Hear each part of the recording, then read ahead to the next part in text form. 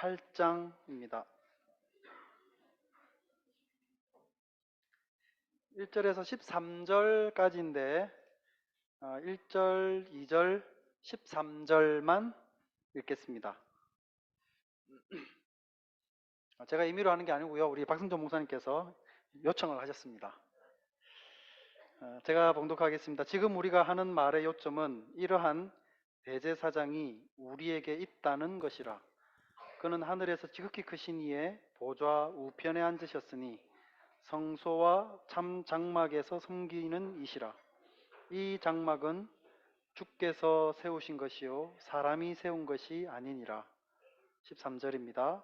새 언약이라 말씀하셨음에 첫 것은 낡아지게 하신 것이니 낡아지고 쇠하는 것은 없어져 가는 것이니라. 아멘. 이 시간 비전 찬양대에서 찬양 드리겠습니다.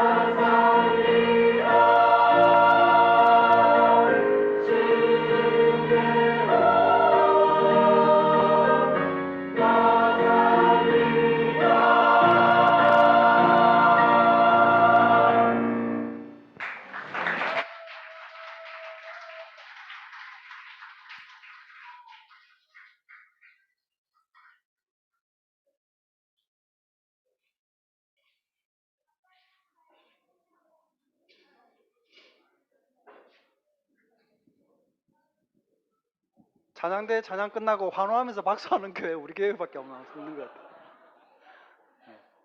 네, 은혜로운 찬양 감사합니다. 이제 주일학교 학생들은 이제 이동해 주시기 바랍니다.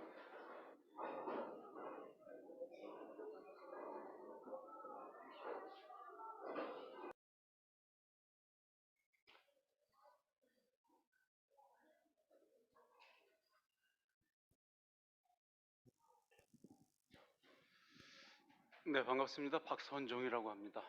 영어 이름은 삼손입니다.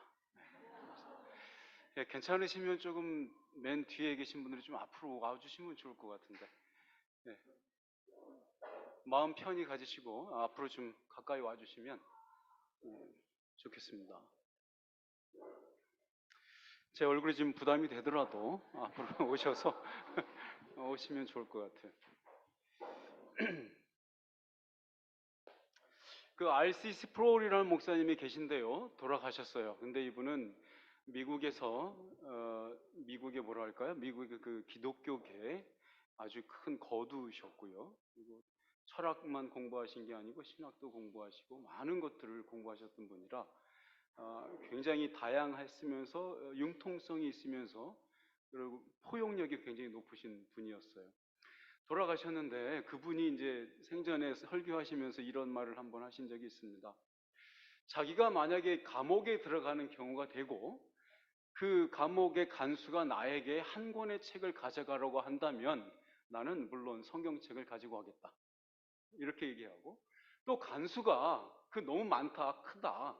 그 안에 권총을 숨겨갈 수도 있으니까 네, 영화를 너무 많이 봤죠?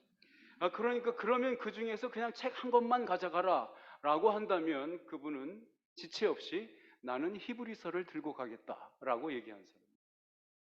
여러분과 제가 오늘 히브리서를 이야기하는 이유가 거기에 담겨져 있습니다. 오늘 말씀 속에서 우리가 다뤄야 될 것은 여러 가지가 있지만 중요한 것은 이런 것입니다. 당대에 이 히브리서 기자가 정확히 누군지 모르지만 저는 바울이라고 생각합니다. 자, 그런데 그때에 그 히브리서를 쓸 당시가 언제 때냐면 예루살렘 성전이 멸망한 게 언제인지 아십니까? AD 몇 년이죠? 선생님 상식이 너무 많이 떨어지는데 AD 70년입니다. 그렇죠? AD가 무슨 뜻이에요? 더 떨어지네. 아노 도미니라고 하는 주의 해 안에, 주님의 해 안에라는 뜻입니다. AD 70년에 그 예루살렘 성전이 멸망하기 바로 직전에 10년 전에 쓴 책이 바로 히브리서입니다. 그러면 그때 당시에 히브리서를 수신했던 수신자들은 누구였냐면 예루살렘 안에 있는 초대교회 공동체의 무리들이었습니다. 근데 그때에 히브리인이었어요. 출신은 히브리인인데 지금 기독교인이 된 거야. 그 사람들이 수신자야. 근데 히브리서 전체 내용을 쭉 읽어보시면 한 가지 굉장히 중요한 포인트를 가지고 있습니다. 그건 뭐냐면, 야, 너희들은 새로운 언약의 공동체에 들어온 사람이니까 지금 저기 눈 돌리면 보이지? 예루살렘 성전? 그리고 거기서 일하는 제사장들 보이지? 그리고 제사들 보이지? 그거 이제 아무 쓸모 없어.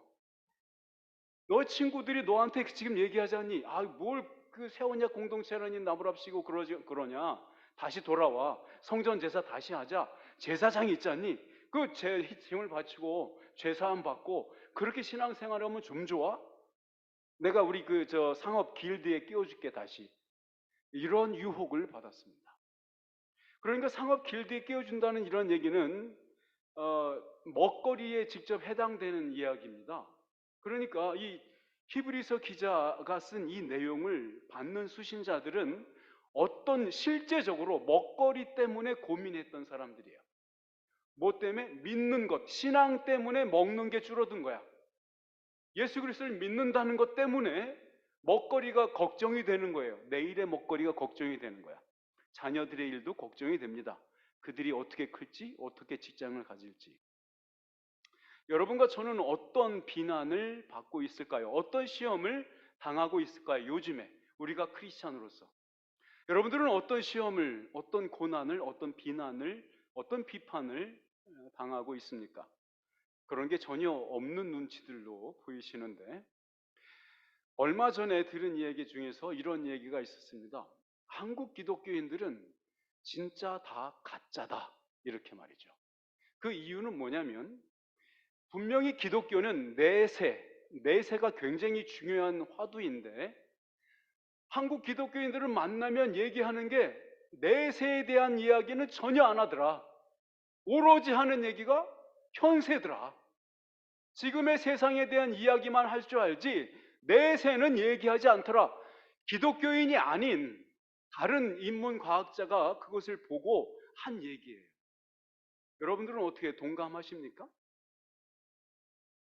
여러분들이 이런 얘기 들으면 어떤 감정이 드십니까?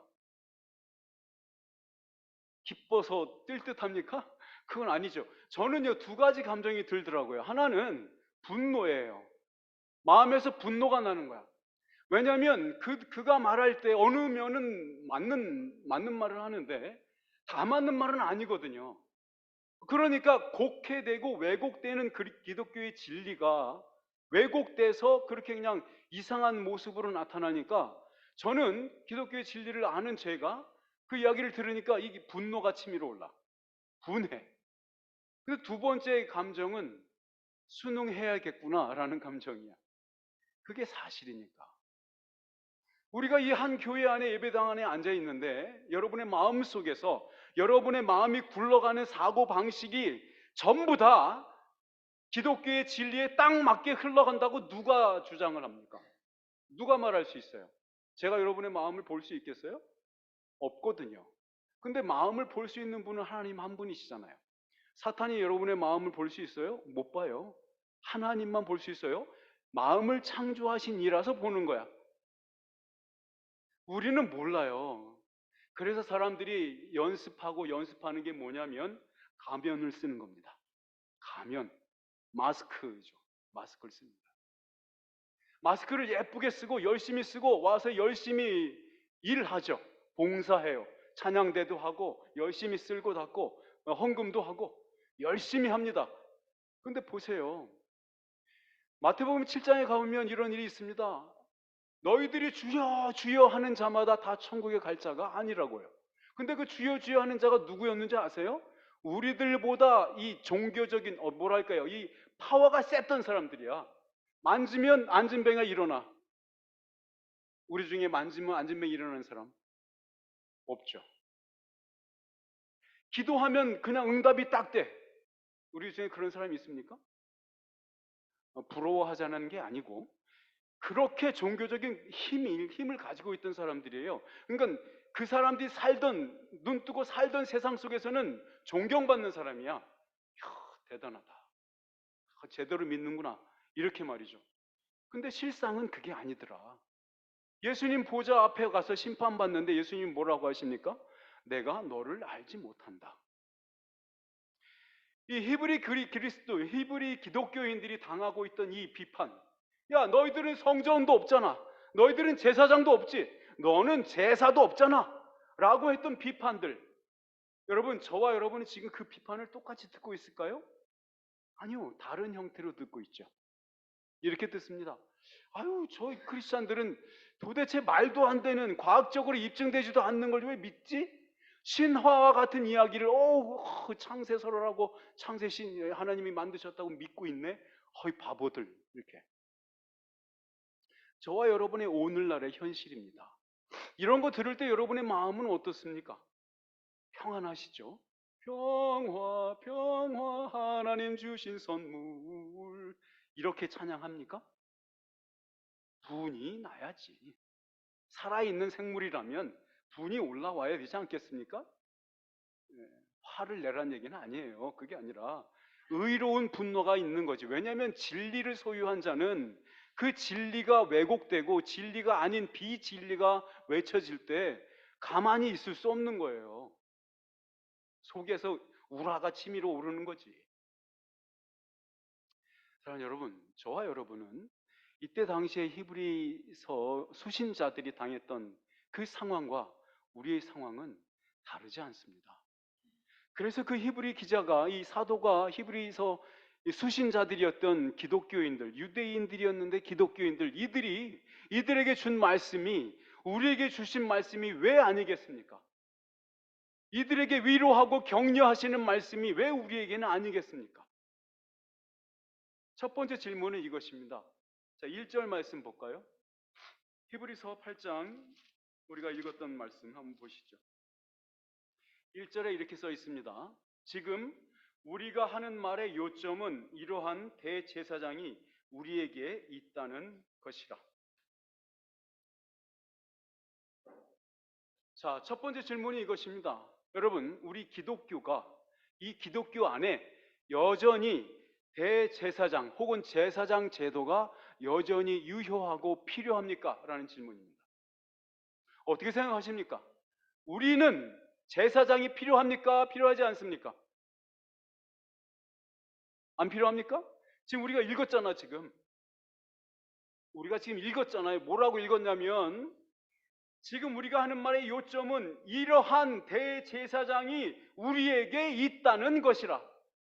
누가 있다고요? 대제사장이 있다고. 그러면 우리한테는 제사장 제도가 있어요? 없어요? 크게 얘기해봐요. 있어요? 없어요? 여기 써 있잖아. 있어요? 없어요? 자신감 갖고 있습니다. 제사장 제도가 있어요. 있다고. 이거 착각하는 사람들 많아요. 예수님께서 십자가에서 죽으시고 모든 죄를 사하심으로 제사 제도가 폐했다는 것. 레위 지파의 계열의 제사장들이 동물을 잡아다가 죽이는 제사 제도가 폐해진 거지. 그게 폐해진 거지. 제사장이 필요 없다는 게 아니야. 제사장은 우리에게 필요합니다. 여러분과 나에게 제사장이 없다면 어떤 일이 일어나는지 아십니까? 여러분과 내가 제사장이 없다면 어떤 일이 일어나냐면, 여러분과 내가 하나님 앞에 설 때 1대1로 맞짱 떠야 돼. 하나님하고 당신하고 맞짱 떠야 된다니까. 그러면 하나님의 기준에 맞춰서 하나님 나라에 들어갈 자가 누가 있어? 있어요? 양심상 머리를 흔드는 사람이 있는데, 양심 말고 정말 진짜 말이야, 존재론적으로 말입니다. 안 되지. 제사장은 뭐냐면 그 하나님과 피조물인 우리 사이에 중간에 껴서 서는 사람이 대제사장이에요. 그거를 중보자라고 말하는 거야. 그러면 다시 묻겠습니다. 우리에게 제사장 제도가 여전히 필요합니까? 필요하지 않습니까? 필요합니다. 우리 중에 누군가 흠없는, 죄 없는 사람은 필요치 않다라고 말할 수 있겠죠. 그런 분이 있으면 빨리 집에 가세요. 그런 분이 있으면 잘 돌봐주세요. 옆에 사람이 그렇다면. 사랑하는 여러분, 우리에게 제사장 제도가 반드시 있어야 합니다. 그렇지 않으면 우리 중에 누구도 구원받을 수 없습니다.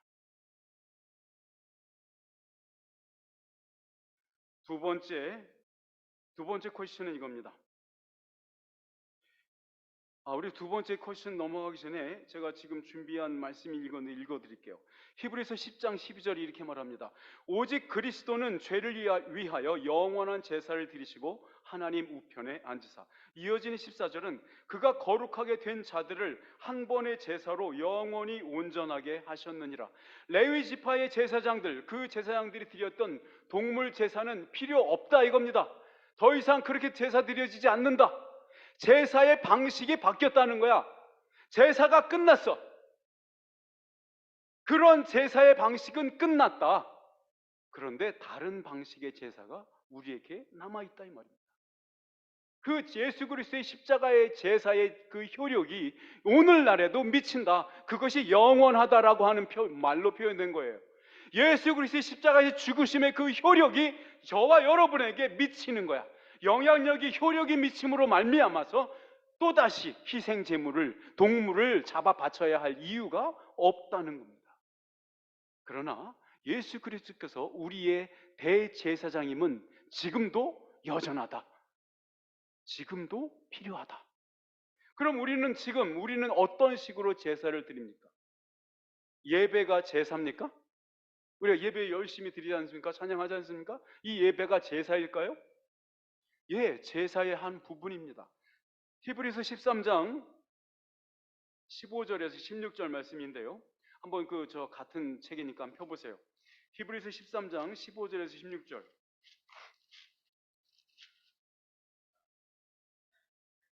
자, 15절에서 16절 우리 큰 소리로 다 같이 한번 읽어봅시다. 시작. 우리는 예수로 말미암아 항상 찬송의 제사를 하나님께 드리자. 이는 그 이름을 증언하는 입술의 열매니라. 오직 선을 행함과 서로 나누어 주기를 잊지 말라. 하나님은 이 같은 제사를 기뻐하시느니라. 분명히 제사가 있죠. 그렇죠? 제사의 방식이 바뀌었어. 우리는 여전히 제사 드려야 합니다. 어떻게? 입술의 제사로. 어떻게? 행동의 제사로. 그렇죠. 입술과 행위로 제사 드려라 이 말입니다. 동물을 잡아 죽여라 이게 아니라 찬양해라, 선언해라, 선포해라. 그리고 너의 행동으로 그것을 증명해내라 이겁니다. 이것이 우리가 제사 드리는 방법입니다. 그뿐만이 아니에요. 여전히 제사장이 필요한 이유는 우리가 매일 우리의 죄 쓰심을 위한 제사가 필요해서가 아니라 단번에 이루신 그 일의 효력이 여전히 오늘 우리에게도 미치게 하시는 역사가 계속되는 일이, 노동이 필요하기 때문입니다. 그러니까 잘 들으세요. 예수 그리스도께서 십자가에서 죽으신 그 일의 효력이, 그 구원의 효력이 나에게 영향력을 미치는 것은 그것이 영원하니까 그냥 자동적으로 미치는 게 아니야. 그게 아닙니다. 그 제사를 드린 자가 살아 있어서 그 효력을 계속해서 우리에게 생명력을 주심을 통해서 우리에게 공급하심으로 우리가 그 효력을 갖는 거예요. 이해 잘 하셨어요? 이거를 자동으로 받는 거라고 생각하지 마시라고요. 예수 그리스도 죽으셨고 그 효력이 그때부터 발생했는데 그 효력은 누구에 근거하고 있다? 예수 그리스도가 여전히 살아계신다라는 것으로 근거한다고. 그가 대제사장 역할을 우리를 대신해서 하나님 앞에 서심으로 그 일을 행하고 계시고 있다는 그 사실에 근거한다고요.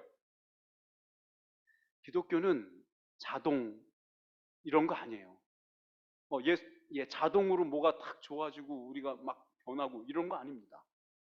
매일매일 단련하고 훈련하고 연습하는 거예요. 그래서 좁은 길이라고 말하지 않습니까?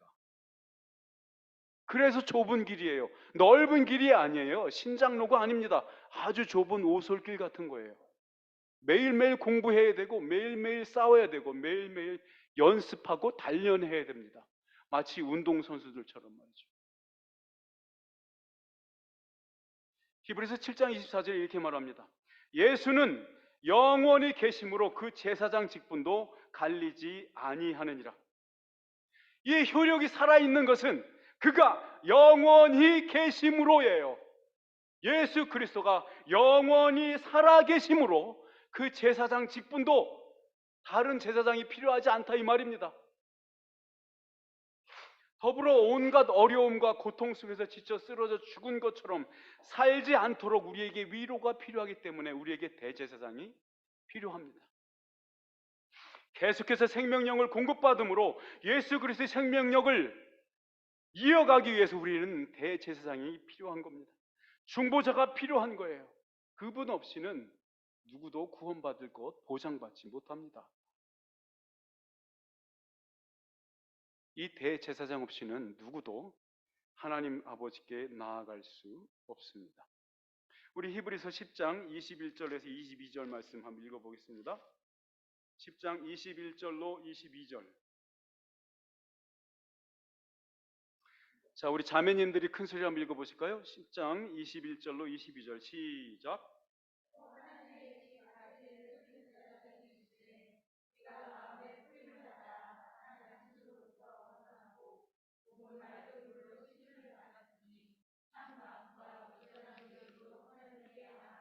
아멘, 아멘. 예수 그리스도로 인해서 우리가 하나님 아버지께 나아갈 수 있는 겁니다. 아시겠죠? 우리 마음대로 나 혼자 갈 수 있는 게 아니에요. 예수 그리스도 때문에 나갈 수 있는 거야. 예수 그리스도 때문에 우리가 하나님 앞에 설 수 있는 겁니다. 자, 두 번째 질문은 이것입니다. 예수님은 그러면 십자가에서 죽으시고 부활하신 다음에 어디 가셨죠? 지금 예수님은 어디 계신가 하는 겁니다. 질문은 굉장히 쉽죠. 이해하기 쉽죠. 그죠? 예수님은 부활하신 다음에 어디로 가셨을까? 어디 계신가? 질문은 굉장히 쉬워요. 여러분 그 답은 어떻게 하실 거예요? 아이들이 물어볼 거 아닙니까? 예수님 부활하셨어. 그럼 지금 어디 계셔? 너희들 마음속에 있단다. 이러시면 안 돼. 이러면 안 돼요. 물론 마음속에 있는 것을 어떻게 설명해 주느냐에 따라 다르겠지만, 자, 예수님은 부활하셨죠? 부활하신 몸으로 하늘로 올라가셨죠? 그러면 그 올라가신 몸은 육체예요, 아니에요? 대답을 왜 안 하세요? 아니, 우리와 같은 이 몸이 살이 있는 몸이에요, 아니에요? 아니, 무슨 맞다, 맞다 이런 뜻이구나. 맞아요. 육체를 입고 계시거든요. 그가 사람이에요, 아니에요? 아니, 예수님은 사람이에요, 아니에요? 목사님이 큰일 났네. 예? 사람이에요, 사람. 우리와 똑같은 육체는 아니지만 더 아름다운 부활체를 입고 계시는 예수 그리스도예요. 물리적으로 손가락이 있고 눈동자가 있고 말이죠. 이 몸을 입고 계시다니까? 안 믿어집니까? 아니, 말씀이 그렇게 얘기하잖아. 우리 말씀에, 오늘 본문 말씀에 1절의 하반절을 이렇게 써 있습니다. 1절의 하반절입니다. 8장 1절 하반절. 그는 하늘에서 지극히 크신 이의 보좌 우편에 앉으셨으니. 어디에서요? 어디? 하늘. 하늘이 어디야? 여기입니까, 하늘? 하늘에 계시대요. 그 하늘은 예수 그리스도의 대제사장으로서의 집무실이에요. 집무실. 이해하기 편하시죠? 예수님이 일하시는 사무실, 집무실이 어디라? 하늘. 하늘 성소. 하늘에 들어가셨다. 자, 그러면 그 하늘에 들어가셨는데 그 하늘은 성경에서 뭐라고 표현하냐면 성소라고 표현합니다. 시편 102편 19절에 나오죠. 이렇게 써 있습니다. 여호와께서 그의 높은 성소에서 굽어 보시며 하늘에서 땅을 살펴보셨으니. 시편에서 뭐라고 말합니까? 하늘을 뭐라고요? 성소라고 말하고 있죠. 신약의 9장 히브리서 9장 24절 이렇게 써 있습니다. 그리스도께서는 이 부분은 같이 한번 읽어보면 좋겠어. 9장 24절. 히브리서 9장 24절. 히브리서 9장 24절 다 같이 한번 큰 소리로 읽어봅시다. 시작.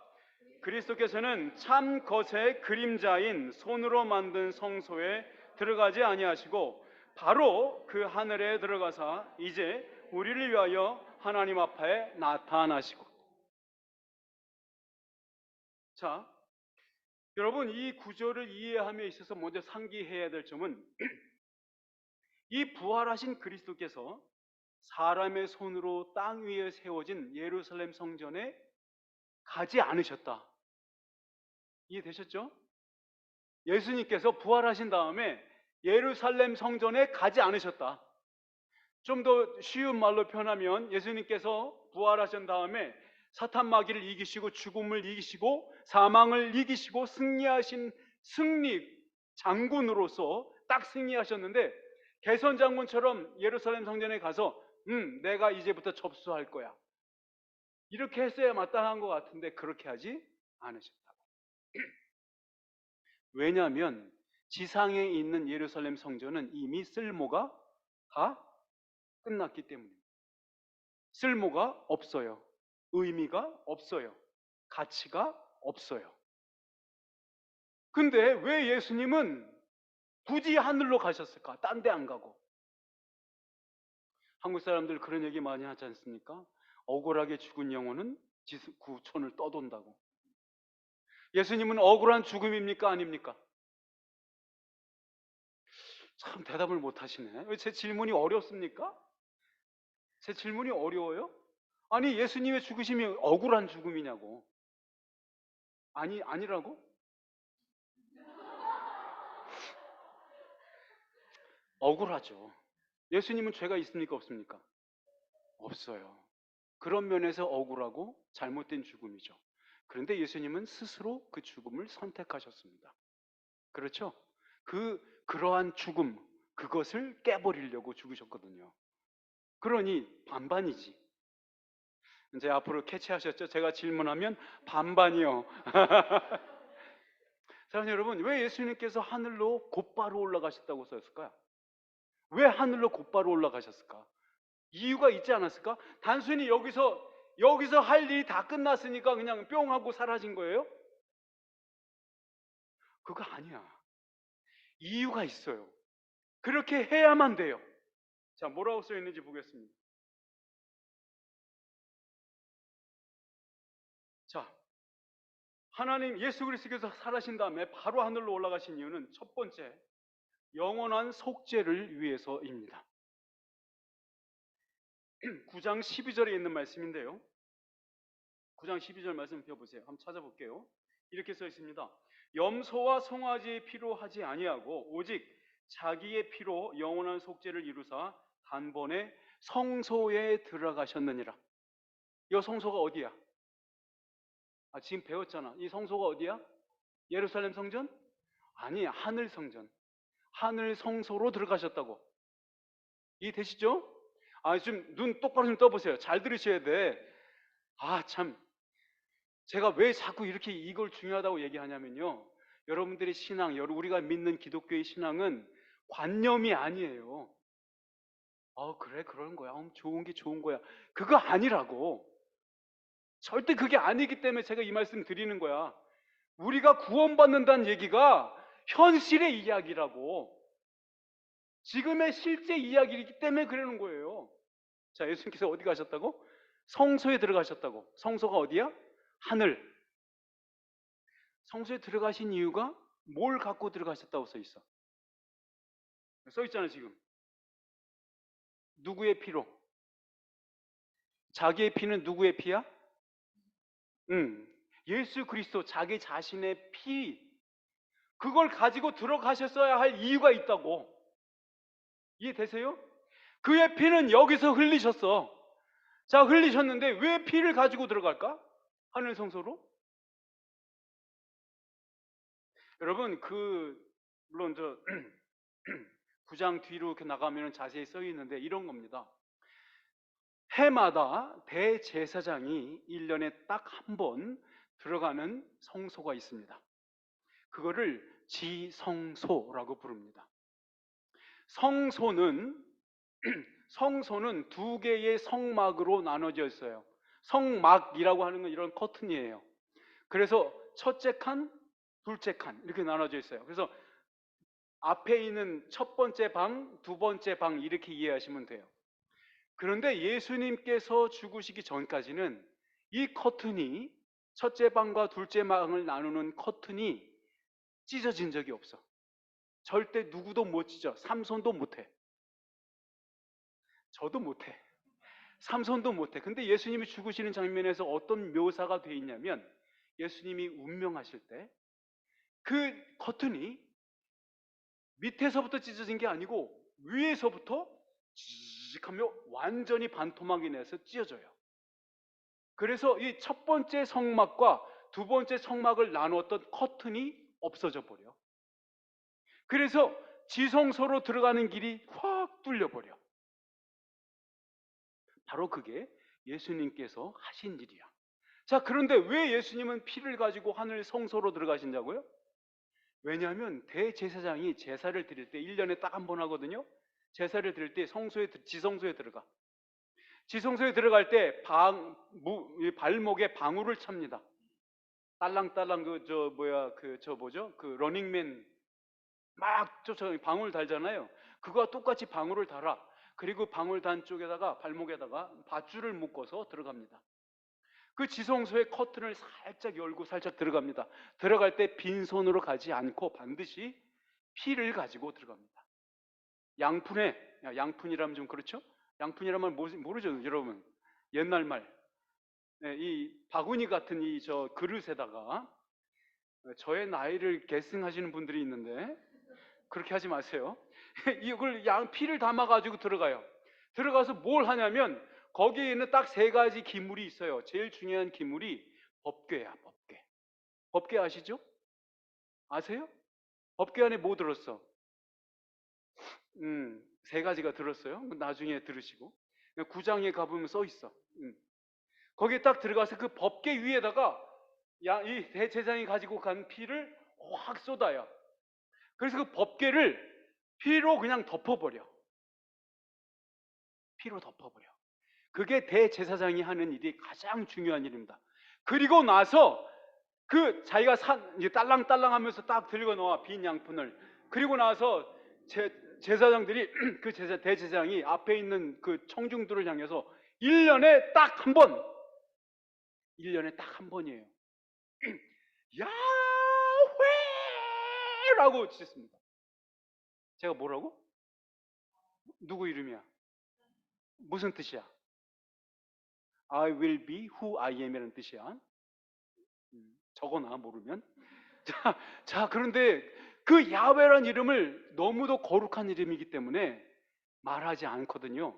근데 딱 1년에 한 번 대제사장이 큰 소리로 하나님의 이름을 청중들 앞에서 부르는 딱 한 번의 일이 바로 그때 일어납니다. 그게 대제사장이 하는 일이었습니다. 예수 그리스도가 여기서 피를 다 흘리신 걸 그 피를 그 몸을 가지고 하늘로 올라가셔요. 하늘 성소로 들어가셨다고. 하늘 성소의 지성소로 간다는 얘기입니다. 하늘에 있는 성소의 지성소로 들어가는 거야. 그 지성소에 들어가서 그 피를 확 부어. 어떻게 부으실까? 어떻게 부으셔? 여러분들의 독해력이 참 딸리시는 것 같아. 1절 하반절 한번 보세요. 1절 하반절. 8장 1절 하반절. 그는 하늘에서 지극히 크신 이의 보좌 우편에 앉으셨으니. 어떻게 피를 부으신다? 앉으심으로 부은다. 어디에 앉으셨다? 그게 보좌거든. 그게 쉽게 법궤야. 그게 예수님이 앉는 보좌, 의자가 어디 뭐라고? 법궤라고. 처음 들어보시죠? 잘 안 믿어지십니까? 법궤예요. 그 법궤가 예수님이 앉는 보좌라고 표현한 거야. 하나님 우편의 보좌, 그게 예수님의 법궤, 앉는 의자거든요. 법궤가 의자로 만들어진 거야. 본래 법궤 상자로 만든 게 아니고요, 의자로 만들어진 거야. 그래서 그 천사가 이렇게 날개를 펴서 양쪽에 이러고 있잖아요. 못 보셨어요? 좀 공부 좀 하세요. 법궤하면 이게 참 이게 알고 싶지 않습니까? 이게 마음에서 너무 알고 싶어. 어머, 이 법궤가 뭐야? 이거 저 구글 해보고 이러지 않습니까? 해보셔야 돼. 그러면 이게 이렇게 써 있거든요. 그럼 그게 의자로 만들어진 거야. 하나님이 앉는 의자. 하나님을 거기로 이렇게 형상을 만들어 놨어요? 안 했어. 하나님의 형상을 만들지 못하고 의자로 만들어 놓은 거야. 그래서 하나님이 계시는 자리를 표현한 게 법궤입니다. 거기에 예수 그리스도가 앉으신다고. 예수님께서 그 거룩한 피를 가지고 성소에 들어가시고 그 성소에 대제사장들이 법궤에 피를 부었던 것처럼 예수님은 그 보좌에 앉으신다고. 그게 자신의 피를 계속해서 보좌에 붓는 것과 다름이 없죠. 우리가 구원받는 거요? 예수님이 거기에 앉아 계시기 때문에 가능한 겁니다. 우리가 구원받는 거요? 예수님께서 여전히 살아 계시기 때문에 가능한 겁니다. 우리가 구원받는 거요? 예수님이 사람이기 때문에 가능한 거예요. 예수님이 인간이기 때문에 우리가 구원받는다고. 이해되세요? 대제사장 직분은 신성만 갖고 있는 분은 할 수 없어요. 대제사장은 죄를 용서하고 허물을 덮고 그런 걸 덮기 위해서 그런 제사 드리는 자가 아니에요. 그죠? 하나님 삼위일체 안에서 제사장이 있어요, 없어요? 삼위일체 사이에 제사장이 있어요, 없어요? 제가 이렇게 물으면 없다는 뜻이야. 없는 거야. 하나님이 제사장 하겠습니까? 아들 예수 그리스도가 제사장 하겠습니까? 성령님이 제사장을 하겠습니까? 그런 거 없어요. 삼위일체 사이에서는. 그게 아니라 사람으로 사람의 모양으로 오시고 죽으시고 부활체를 가지고 그 몸을 가지고 올라가신 예수 그리스도만이 할 수 있는 직분, 거룩한 직능, 그것이 제사장 직능이라고. 그것 때문에 우리가 구원받는다고.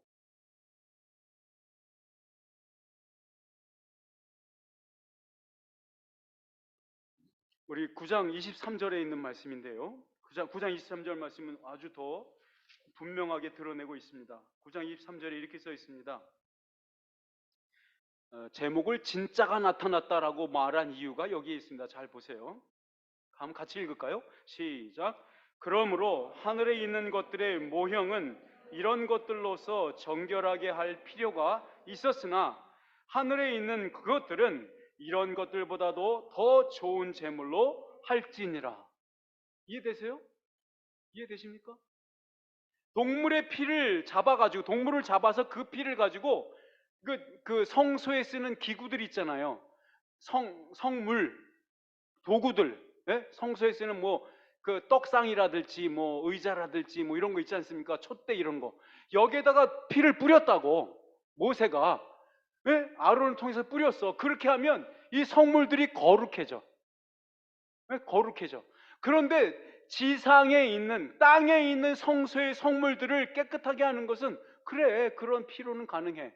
그런데 하늘에 있는 성소의 성물, 거룩한 것들은 무엇으로 깨끗하게 해요? 그 동물의 피로 가능해요? 안 된다고. 오로지 가능한 것은 예수 그리스도의 거룩한 피만이 가능하다고. 그래서 예수 그리스도가 그 피를 가지고 하늘 성소로 들어가신다고. 여러분, 하늘 성소로 들어가신 장면 한번 생각해 보세요. 예수님의 승천은 그저 여기서 일을 다 마쳤으니 어서 와라고 하나님이 부르신 게 아니에요. 하나님이 물론 부르셨어요. 그 부르심에 예수 그리스도는 어떻게 올라갔는지 아십니까? 개선 장군으로 들어가시는 겁니다. 나와! 문들아 머리 들어라. 그 찬양 아시죠? 문들아 머리 들어라. 이 찬양 아시죠? 그 다음 건 기억이 안 나요. 네, 이야 하면서 들어가신 거거든요. 예수님, 하나님이 어떻게 하셨어요? 어떻게 뭘 주셨어요? 하나님, 빌립보서 2장 9절에서 11절에 의하면 하나님께서 하신 일은 예수 그리스도에게 이 세상 그 무엇보다도 뛰어난 이름을 그에게 주셨습니다. 할렐루야. 그 이름이 뭡니까? 그 이름이 뭐예요? 예수님이에요? 있었잖아. 그리스도입니까? 그 전에 줬잖아. 뭐야 이름이? 에? 뭐라고? 대제 아니야. 대제 주 Lord 로드란 말입니다. 그 이름을 주셨어요. 그 이름을, 그 무엇보다도 높은 이름을 가지셨어요. 그게 우리가 주 예수 그리스도라고 부르는 이유예요. 주님이에요. 나의 주님이라고 부르는 거죠. 나의 마이 마스터라고 부르는 거야. 마이 로드라고 부르는 거, 마이 마스터란 뜻이야. 그가 나를 지배하는 거야. 그가 나를 좌지우지하는 거야. 그것을 허락한 것은 그의 백성들만 그렇게 허락하는 거죠. 예수 그리스도께서 하늘에 올라가시는 거, 하늘의 성소에 올라가시는 거 장난 아니에요. 그거 개선 장군의 찬양과 빵빠레가 울려 퍼집니다. 여러분, 사람의 인간의 지성과 감성으로 가장 높이, 가장 거룩하게 아름다움을 찬양하는 것, 하나님의 귀함을, 그 거룩함을 찬양할 때 어떻게 하시는지 아십니까? 모르세요? 콘서트에 좀 가세요. 핸델의 메시아만 보세요. 베토벤의 9번의 합창이라고 들어보시라고. 더 이상 어떻게 표현할 수 없어서 그냥 빽빽 소리 지르지 않습니까? 가장 높은 소리로. 그게 인간이 할 수 있는 하나님의 거룩함을 찬양하는 방법이야. 더 없어. 더 음이 안 올라가니까 말이야. 그게 최고니까 말이야. 거기로 할렐루야 부르고 말이죠. 합창 경배 기뻐하며 경배 막 이러지 않습니까? 그것밖에 더 할 수 없는 게 우리거든요. 바로 그 일이, 그 찬양이 예수 그리스도의 승천 때 일어난 거예요. 이야, 대단한 일 아닙니까? 나만 대단한 것 같아서. 두 번째 이유는, 하늘에 올라가신 두 번째 이유, 이 세상의 끝이 시작되었음을 선포하시기 위해서입니다. 우리 9장 26절 말씀 볼까요? 9장 26절. 조금 이게 집중력이 흐트러지는 시기예요. 네, 집중하셔요. 좀 졸립다, 양발을 다 들으시고, 그래도 졸립다 그러면 꼬집으시고, 네, 양심은 좀 꼬집으세요. 양심을 좀. 네. 자, 9장 26절 말씀. 자, 같이 읽겠습니다. 시작. 그리하면 그가 세상을 창조한 때부터 자주 고난을 받았어야 할 것이로되 이제 자기를 단번에 제물로 드려 죄를 없이 하시려고 세상 끝에 나타나셨느니라. 언제 나타나셨다고요? 세상 끝. 오해는 뭐냐면 이 세상 끝을 시간으로 이해하는 사람들이 많아. 세상 끝 얘기만 하면 종말이라고 생각을 해. 그냥 곧바로. 지금 예수님께서 지금 세상 끝에 나타나셨다라고 했잖아. 그죠? 맞죠? 세상 끝이 아직 안 왔다가 아니라 예수님께서 나타나신 그 시기가, 그때가 세상 끝이라고 말하고 있잖아. 그럼 세상 끝은 시작됐습니까? 아직 안 왔습니까? 이렇게 쉬운 문제를 다 설명해주고 물어보면 왜 대답을 안 하셔? 세상 끝에 나타나셨다라고 써 있잖아요. 그럼 예수님이 나타나신 그 세상 끝은 이미 시작됐습니까? 아니면 아직 안 온 그날을 기다리는 겁니까? 그렇죠. 이미 시작됐어요. 언제 시작이라고? 예수님이 십자가에서 죽으시는 그 순간 세상 끝은 시작되는 겁니다. 그래서 신학자들은 그것을 어떻게 표현하냐면 심판의 시작 이렇게 말합니다. 심판의 시작. 이해되세요? 심판날이 그날로부터 딱 시작된 거야. 그러니 세상 종말은 이미 시작된 거야. 두 번째 세상 종말을, 세상 끝을 어떻게 잘못 이해하는 분이 있냐면 우리가 달리고 비행기를 타고 가서 끝자락에 닿을 수 있는 땅끝 마을처럼 이해하는 사람이 있어. 세상 끝 그러면 공간적으로 이해해가지고 마지막으로 우리가 갈 수 있는 세상의 오지. 선교사님들은 오지에 가서 고생하십니다. 그런 오지로 생각하는 분들이 있어요. 잘못된 오해입니다. 그게 아니죠. 여기서 세상 끝은 무엇일까요? 예수 그리스도가 선포하시는, 가지고 오신, 예수 그리스도만이 가지고 올 수 있었던 세상의 끝, 그것은 뭐죠? 따라합시다. 옛 세상의 끝장, 그거를 가지고 오신 겁니다. 옛 세상에 뭐죠? 어떤 세상을 끝장내신 겁니까? 여기 금방 써있길래 죄를 없이 하심과 세상 끝이 같이 맞물려 나왔잖아요. 우리가 지금 읽은 본문에 죄를 없이 하는 것과 세상 끝은 같이 맞물려 온 거야. 예수 그리스도가 하신 그 일 속에서. 그럼 예수 그리스도가 하신 그 일이 뭡니까? 죄를 없이 하는 거야. 죄를 죽여버리는 거야. 죄가 더 이상 세상 권세의 권세자라고, 공중 권세 잡은 자라고 주장하지 못하도록 숨통을 끊어버리신 거야. 이전까지는 사람들이 누구의 노예였습니까? 어떤 것의 노예였습니까? 죄와 사망의 노예였습니다. 죄와 사망의 법에 허덕이면서 끌려가며 살던 사람의 인생들, 그 시간을 끝장냈다 이 말입니다. 그 세상 끝은 그 세상을 끝났다 이 말입니다. 그러면 반작용으로 분명히 그 세상이 끝났다면 새 세상이 왔다는 거 아닙니까? 그렇죠? 저와 여러분이 사는 세상은 옛 세상입니까? 아니면 새 세상입니까? 분명합니까? 새 세상입니까? 왜 새 세상입니까? 이렇게 말할 수 있습니다. 아주 그냥 익스트림하게, 아주 극단적으로 얘기하는 겁니다. 이해를 돕기 위해서.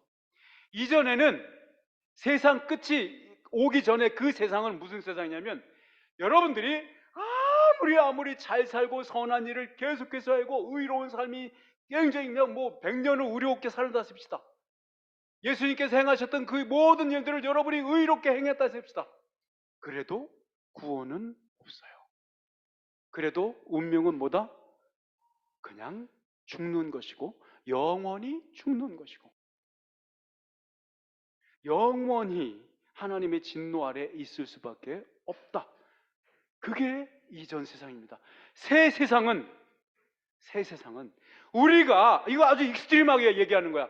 우리가 아무리 개차반으로 살아도 여러분과 내가 아무리 개차반으로 살아도 그 인생을 주장하시는 분이 그 인생의 운명을 주장하시는 분은 나의 의도와 나의 의지에 달려있지 않고 그에게 달려있다 하는 세상이 새 세상입니다.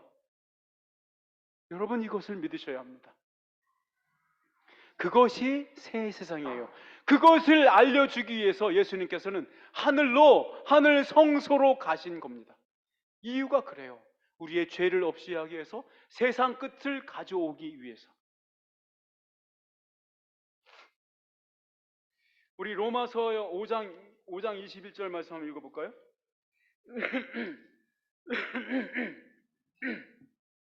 로마서 5장 21절. 로마서를 구약에서 찾는 분들이 있어요. 신약입니다. 5장 21절. 자, 큰 소리로 한번 읽어볼까요? 시작. 이는 죄가 사망 안에서 왕노릇한 것 같이 은혜도 또한 의로 말미암아 왕노릇하여 우리 주 예수 그리스도로 말미암아 영생에 이르게 하려 함이라. 아멘. 사랑하는 여러분, 저와 여러분이 우리가 사는 세상은 새 세상은 목표치가 어디다? 목적지가 어디다? 영생이에요. 이전에 살던 세상의 목표치, 목적지는 어디라고? 영멸, 영원한 죽음이었다고. 지금의 새 세상의 목적지는 영생이라고.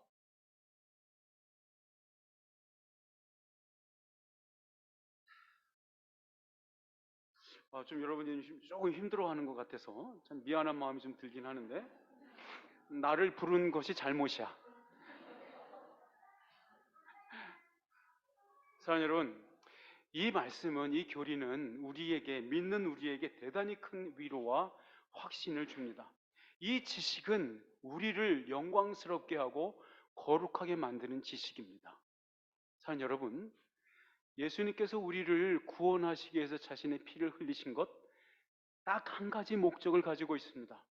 여러분들을 하나하나를 거룩한 자로 만들어서, 그 거룩한 자로 만들어서 자기가 그와 대화하고 싶어서입니다.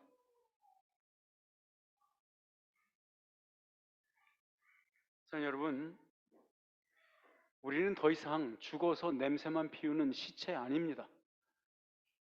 아직까지 그런 시체로 사시는 분 있습니까? 모르죠. 마스크를 쓰고 향을 계속 피워. 시체가 썩는 냄새는 계속 나는데 향 냄새가 지독해서 스트롱하니까 못 느끼는 거야. 자기는 또 자기 최면에 걸어. 자기 확신과 자기 최면으로 난 안 죽었어. 난 살았어. 난 크리스천이야. 속은 썩죠. 가끔 그런 사람 만나요. 이야기하면, 가끔 처음 만났는데 이야기하다 보면 코를 틀어막아야 되는데 에티켓 때문에 그 앞에서 코는 틀어막을 수 없는 그런 사람 못 겪어보셨습니까? 이해합니다. 하늘로 올라가신 이유는 다시 오시려고입니다. 우리 본문 말씀 9장 28절입니다. 히브리서 9장 28절 말씀으로 다시 돌아가시죠. 9장 28절에 이렇게 써 있습니다. 다 같이 한번 읽어볼까요? 시작. 이와 같이 그리스도도 많은 사람의 죄를 담당하시려고 단번에 들이신 바 되셨고 구원에 이르게 하기 위하여 죄와 상관없이 자기를 바라는 자들에게 두 번째 나타나시리라. 자, 이 부분 읽을 때 잘 읽으셔야 돼. 죄와 상관없이 자기를 바라는 자들에게. 이 죄와 상관없이는 예수님께 걸린 이 말이 아니라 우리들에게 걸린 얘기야. 우리들과 관계된 이야기예요. 다시 잘 읽어볼게요. 구원에 이르게 하기 위하여 죄와 상관없이, 여러분, 이 죄와 상관없이란 말이 누구랑 걸린다고? 우리랑 걸린다고. 예수님이 죄와 상관없다는 얘기가 아니라 우리가 죄와 상관없다고. 그 말로 지금 읽은 거 있잖아요. 더 이상 사망이, 더 이상 죄가 왕노릇하지 않고 예수 그리스도가, 생명이, 그 영생이 나에게 왕노릇한다고. 그 말을 죄와 상관없는 자들이라고 표현한 거라고. 이해되셨죠? 꼭 잘 이해하셔야 돼요. 바로 그러한 자들이 자기를 바라는 자들이라고 표현했고, 그 자기를 바라는 자들에게 두 번째 나타나시리라고 써 있잖아. 하나님 예수 그리스도께서 부활하신 다음에 하늘 성소에 올라가신 이유는 뭐라고? 다시 오시려고. 누구를 위해서? 자기의 백성을 위해서. 자기의 백성들에게 두 번째 다시 나타나시기 위해서 올라가셨다고. 자, 그러면 하늘로 올라가신 이유에 대해서는 분명히 우리가 이야기를 나눴습니다. 우리의 마지막 질문인데요. 이제 마지막에 다 왔어. 마지막 질문. 좀 힘냅시다. 이 마지막 질문은 이겁니다. 참 장막에서 섬긴다는 말은 무슨 의미일까요? 참 장막에서 섬긴다. 이거는 무슨 말일까?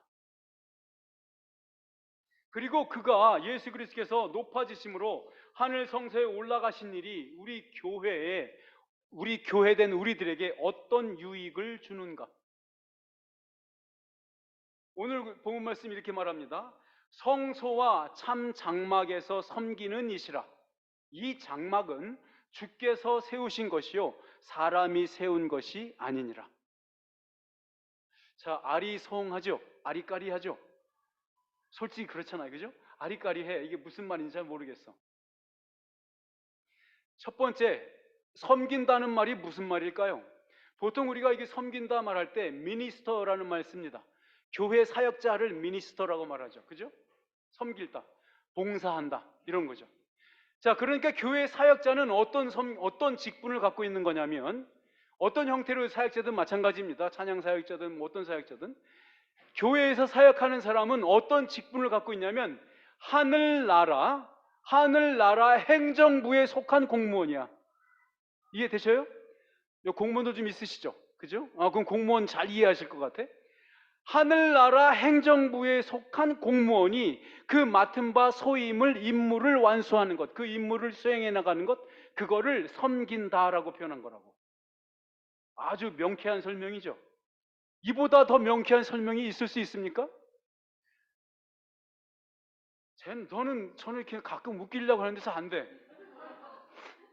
참 희한합니다. 제가 이게 너무 높아서 그런가? 바로 섬긴다, 미니스터라는 의미는 그런 의미예요. 예수 그리스도께서 그 섬김을 하고 계시다고. 어떤 직분으로? 대제사장 직분으로. 여전히 미니스터링 하신다, 섬기고 계시다, 봉사하고 계시다, 이런 겁니다. 여러분, 아더 핑크라는 목사님이 계세요. 그 목회자들, 개혁신학자 목회자들에게는 상당히 유명한 분인데, 아더 핑크, 블랙핑크가 아니라 아더 핑크. 이분의 말씀을 이 부분에 대한 언급이 있어서 좋아서 제가 인용을 해보려고 합니다.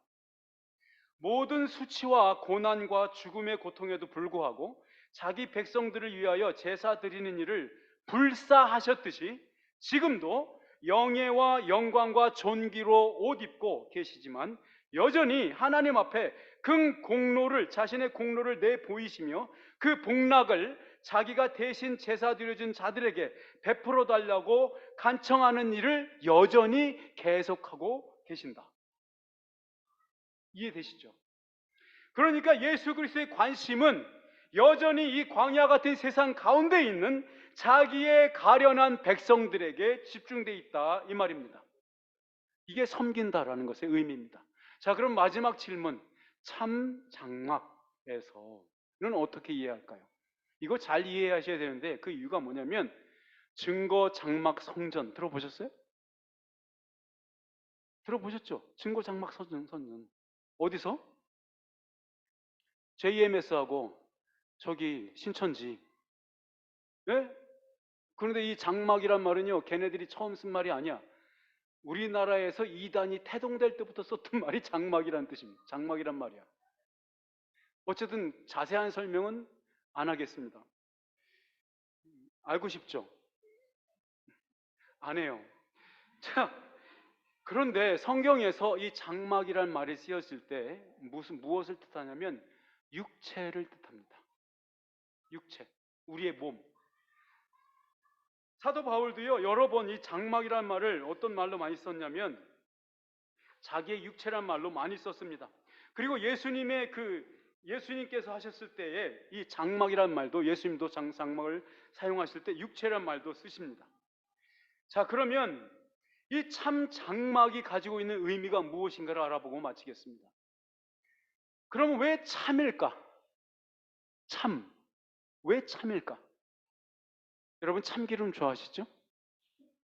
참기름이라서 참이 아니야. 참기름은 참기름 자체가 그냥 고유 명사잖아. 그죠? 들기름, 참기름 이러잖아요. 그죠? 참깨, 들깨 이러잖아. 참깨에서 나왔기 때문에 참기름인 거야. 이것도 모르셨어요? 자, 여기에서 참은 그 기원이 하늘에 있다는 뜻입니다. 그 기원, 출발이 하늘에서 내려온 떡이다. 예수님께서 얘기했잖아요. 내가 하늘로부터 내려온 참떡이니. 왜? 그리고 예수님의 언어에서는 그걸 뭘로 바꾸셨냐면 내가 너희들에게 주는 생명의 떡이다 이렇게 말하죠. 그리고 참하고 생명이 붙어버리잖아. 그죠?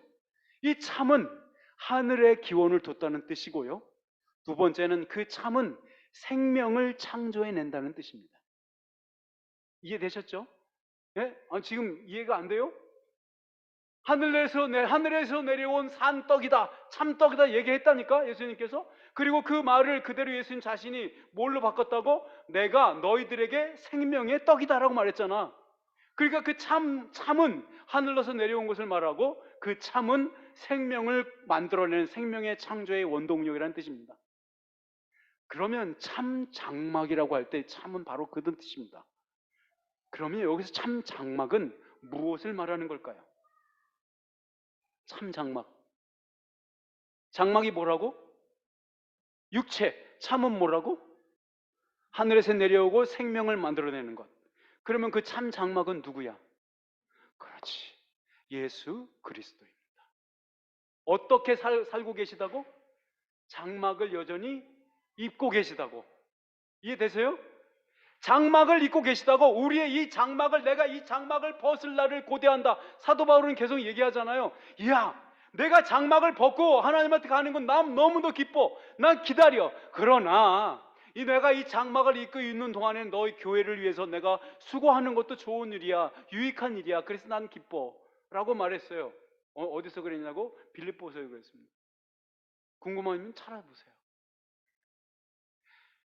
자, 여러분, 그 장막이에요. 예수 그리스도가 참 장막이라는 뜻이 무엇인지 알아야 됩니다. 자, 예수 그리스도는 사람입니까? 하나님입니까? 대답하시라고. 예수님은 사람이에요? 하나님이에요? 예? 반반 틀렸어. 예수님은 참 하나님이시고 참 사람이십니다. 그렇지. 완벽한 하나님이시고 완벽한 사람이세요. 반반, 짬뽕, 짜장 반반 이거 아니야. 그러면 절대 안 되는 겁니다. 예수 그리스도께서 참 장막 안에서 섬기고 계신다. 바로 그 말이 우리의 구원이 좌지우지되는 기반입니다. 그것이 기초예요. 자, 그러면 남아있는 이야기의 3분의 1을 남았는데 다 줄이고 마지막 이야기를 해보겠습니다. 자, 얼마 전에 제가 러닝맨을 봤어요. 러닝맨 아시죠? 요즘은 참 팀 재미가 없던데. 네, 러닝맨 그 팀이 베트남에 갔더라고요. 태국인가 베트남에 갔던데. 그러면서 거기서 공연을 하더라고요. 그 팬들을 모아놓고 러닝맨 사람들 좋아하는 팬들을 모아놓고 큰 돔 같은 데서 공연을 하는데 노래를 하는데 남자들이 나와서 노래를 하는데 댄스를 하더라고요.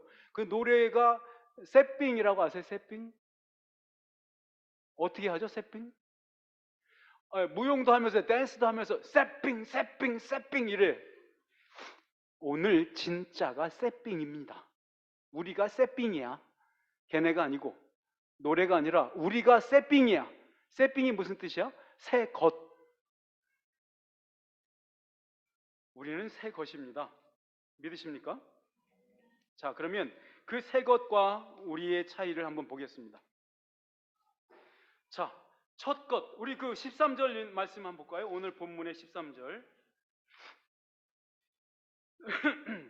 여기 13절 말씀 같이 읽겠습니다. 8장 13절.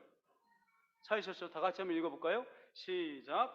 새 언약이라 말씀하셨음에 첫 것은 낡아지게 하신 것이니 낡아지고 쇠하는 것은 없어져 가는 것이니라. 자, 이 본문 말씀 지금 읽은 거 조금 고쳐야 돼요. 왜냐하면 영어판을 보시면 그 옆에 영어판 보시죠? 그러면 새 언약이라 말씀하셨음에가 번역이 영어판 번역은 달라요. 어떻게 돼 있냐면 이 언약을 어떤 번역이 맞냐면 이 언약을 새 것이라 불렀음에 라는 말로 하는 것이 더 정확한 번역이야. 그러니까 새 언약이라 불렀음에가 아니라 새 언약이라 말씀하셨음에가 아니라 이 언약을 새 것이라 불렀음에예요. 그 영어판 보시면 나오잖아. 여러분 영어 잘하시잖아요. 그죠? 이 언약을 새 것이라 불렀음에예요. 그러니까 여기서 새 것이 중요한 얘기예요. 새 언약이라는 명사가 나온 게 아니고 이 언약을 새 것이라 불렀음에라고 이해하셔야 맞다.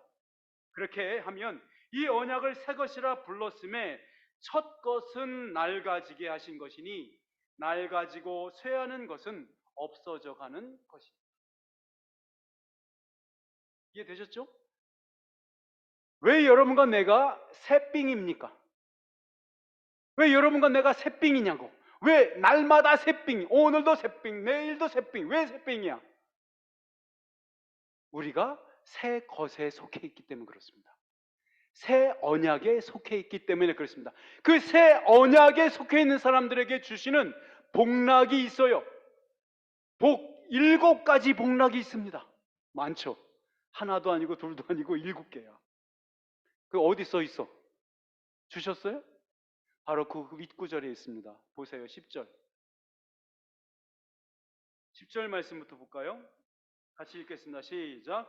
또 주께서 이르시되 그날 후에 내가 이스라엘 집과 맺을 언약은 이것이니 내 법을 그들의 생각에 두고 1번, 그들의 마음에 이것을 기록하리라 2번, 나는 그들에게 하나님이 되고 3번, 그들은 내게 백성이 되리라 4번, 또 각각 자기 나라 사람과 각각 자기 형제를 가르쳐 이르기를 주를 알라 하지 아니할 것은 그들이 작은 자로부터 큰 자까지 다 나를 알미라 5번, 내가 그들의 불의를 긍휼히 여기고 6번, 그들의 의를 다시 기억하지 아니하리라 7번.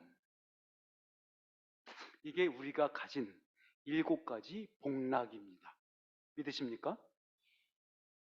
여러분, 이 복락은 구하는 자에게 더 주시는 거예요. 이해되세요?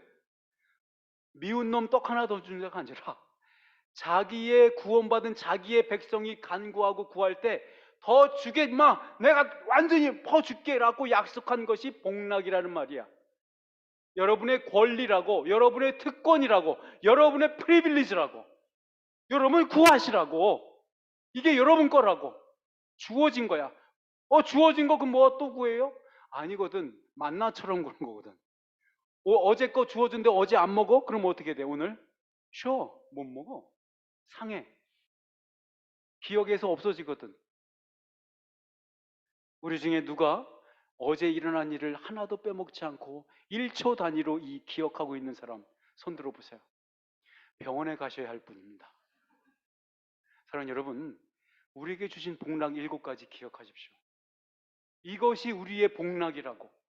그의 말씀이 우리의 가슴에, 마음에 기록이 됐다고. 하나님의 예수 그리스도의 그 생명과 성령의 법이 우리의 마음에 기록됐다고. 우리의 불의를 기억하지 않으시겠다고. 그게 예수 그리스도가 우리에게 주시는 복락이라고. 십자가에서 주시는 복락이라고요. 그 십자가가 세상 끝을 가져왔다고요. 그 십자가가 우리가 새삥 만들어준다고. 십자가 없이는 누구도 새삥 없어요. 다 옛 것이야. 다 사라져버려. 사랑하는 여러분, 이 말씀을 들은 그 히브리 그리스도인들의 마음이 어떻겠습니까? 이 말씀을 들은 순간부터 10년 후면 예루살렘 성전이 멸망합니다. 없어져 버려요. 10년 전에 이 말씀을 들었어요. 그들을 고민하고 비난하고 비판했던 사람들의 음성을, 조롱소리를 이 사람들 들었지 않습니까? 그들에게 이 히브리 사도는, 이 기자는 그들에게 격려하고 위로하려고 이 말씀을 쓰셨다고. 사랑하는 여러분, 저와 여러분은 이러한 비난과 이러한 강도에 있지는 않잖아요. 찾아봐야 누가 나를 비난하는구나, 찾아봐야 어떤 사람들이 기독교를 비난하고 있구나라고 듣지 않습니까? 그래서 여러분들은 이 말씀을 몸에 와닿지 않게 생각하십니까? 그러시면 안 됩니다. 여기서 그러시면 안 됩니다. 여기서 그러시면 안 됩니다, 여러분. 이곳은 하나님의 거룩한 공동체예요. 예수 그리스도의 피값으로 사신 공동체입니다. 여러분들 하나하나는 예수 그리스도께서 이 세상 전체를 다 멸망시키소라도 구원하고 싶은 그 영혼 하나라고요. 사랑하는 여러분, 자부심 가지세요. 자부심 갖고 떳떳하게 당당하게 크리스찬의 삶을 사시라고, 복을 누리시라고. 그 마음의 법이, 그 법이 여러분의 마음에 기록됐다고. 하나님은 기억하지 않겠다고 말하지 않습니까? 털끝 하나도 기억하지 않겠다고 말하잖아요. 회개하세요. 회심하시고 주님께로 돌아오시고 떳떳하게 이 세상을 살아가시라고. 내일 당장 죽어도 소용없어요. 그거 아무것도, 그것이 우리를 흔들 수 있습니까? 암에 걸렸다고요? 그래, 그것이 나를 흔들 수 있습니까? 우리 자녀가 먼저 죽을 것을 예상합니까? 그래, 그게 날 흔들 수 있습니까? 흔들지 못해요. 흔들 수 없어요. 나 흔들 수 없어요. 흔들 수 없어요. 예수 그리스도는 그런 겁니다. 얼마 전에 팀 켈러라는 목사님이 돌아가셨어요. 팀 켈러 목사님 혹시 들어보셨죠? 한국말로는 팀 켈러, 원래 이름은 티모시 켈러라고 부르는데 그의 마지막 말, 그 아들이 기록해 놓은 것이 인스타그램에 있어요. 한번 찾아보세요. 마지막 말이 뭔지 아십니까? Send me home 이었어요. 내가 그것 가서, 아들아 내가 그것 가서 만나자 이렇게 말하지 않았어요. 아들아, 딸아, 아내야, 내가 그것 가서 당신 만날 줄 알아 이렇게 하지 않았어요. 이거 아니에요. 크리스찬들, 한국 기독교인들 내세에 대해서 생각할 때마다 뭐라고 말하는지 아십니까? 그날 가면, 그 나라 가면 너 만날 거야, 우리 만날 거야. 그렇지 않습니다. 그러면 안 돼. 그거 기독교 아니야. 우리가 그곳에 가야 하는 이유, 우리가 그것을 사랑하는 이유, 우리가 그것을 갈망하는 이유는 예수 그리스도 보기 때문이에요. 그의 곁에 갈 수 있기 때문입니다. 그와 함께 살 수 있기 때문입니다.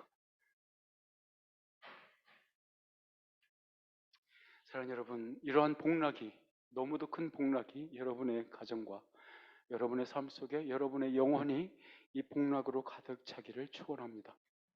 기도하겠습니다. 전능하신 아버지 하나님, 감사합니다. 아버지, 한낱 피조물인 우리를 그 어떤 피조물, 모든 창조물보다 귀하게 여기신 아버지, 감사합니다. 우리 형제 자매들로 하여금 주님의 십자가로 다시 가게 하여 주옵소서. 주님을 바라보게 하시고 그곳에서 피 흘려 죽으시고 의의를 우리에게 전가해 주시는 그 예수 그리스도를 사랑하고 흠모하게 하여 주옵소서. 우리가 그곳에 가서 주님을 뵐 때가 기다려집니다. 우리가 그 시간을 갈망합니다. 하나님, 그 날을 오늘 살게 하여 주옵소서. 예수 그리스도의 이름으로 축복하며 기도합니다.